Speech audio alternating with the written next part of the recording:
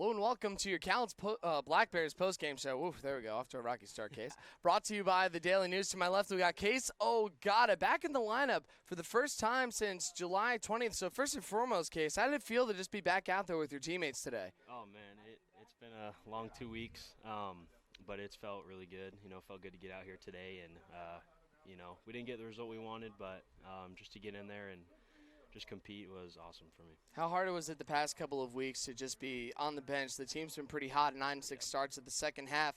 What was it feeling like over there? Were there days where you felt like you could maybe go, but just maybe couldn't, or how was that process going for you? Yeah, those 2 weeks, I don't think I could go one of those days. Right. And then a couple days ago, started feeling a lot better, and I knew I wanted to get in there and help this team any way I can. Team got the result that they wanted today. Again, the 12-1 loss. But today, you're right back in it. It's like you didn't even miss a beat. You got 2 hits, a double, and 3 at-bats, man. What were you thinking the first time you were up? Just grip it and rip it, or what were you thinking up there? I felt weird to be playing, You play every day, so 2 weeks seems like a year. So, no, but just kind of reacted and just kind of got in there and tried to compete as best I could and got some good results. So today was Isaac Martinez's last day with the Black Bears. What has he meant to this team this season? Oh, man, he's awesome.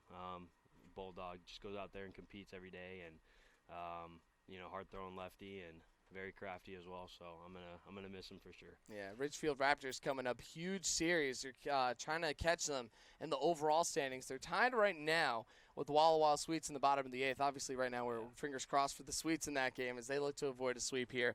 What do you expect going up against a really hard-hitting team on their turf, and not only trying to catch them in the standings, but also for that pretty sweet Columbia River Cup? Yeah, no, beautiful park, cool place to play, and I think this will fire us up for this week and hopefully go down there and we'll get the win. Case, you were over there in 2019, weren't you? Yeah.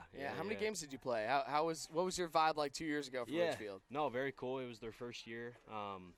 Really cool to be a part of that opening game and kind of the opening series, and really good time, but I think I like Cowlitz a little bit more. Yeah, flipping it around, man. You're seeing red against the Ridgefield Raptors. Yep. So your family's been to so many games, Case. Yeah. It's been really cool to see them. You got your mom, your dad, your niece.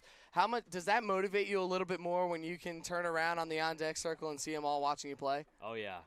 It's the first time, I've been able to play with my little niece in the stands. So, if I'm nervous or if I'm angry, I just look up at her and it kind of just calms me down and puts a smile on my face. So yeah, Uncle Case getting the job done today. 2 hits and 3 at-bats. Unfortunately, the Black Bears dropped this one by a score of 12-1. Case, thank you so much for coming up. We got to have you up more often. Let's go. All right. So once again, final score 12-1. Port Angeles win. The Black Bears cannot pull off the sweep, but they did have a 3-game winning streak headed into it.